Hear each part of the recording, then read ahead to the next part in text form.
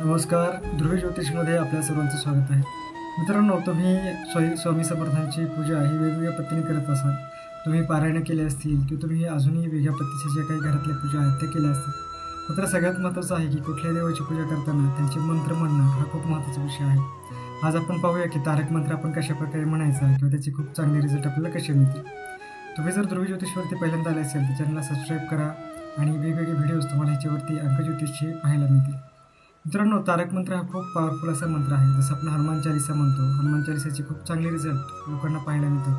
त्याच प्रकारे तुम्ही तारक मंत्राचे रिझल्ट पाहू शकता. तारक मंत्र म्हणताना त्याचा काउंट खूप महत्त्वाचा आहे. तुम्ही कमीत कमी 7 वेळा, काही ठिकाणी जर तुम्हाला शक्य नसेल तर कमीत कमी 3 वेळा तुम्ही ते म्हणू शकता. सरासरी 7 वेळा, 11 वेळा हा म्हणायला हवा. जर तुम्ही 7च्या वरती जात असाल, 21 वेळा, 51 वेळा म्हणत असाल तर त्याचे खूप चांगले रिझल्टही तुम्हाला मिळू शकतात.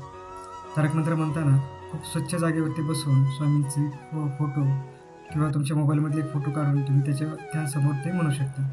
तारक मंत्र म्हणताना तुम्हाला पॉझिटिव्ह एनर्जीचा फील नक्की येईल.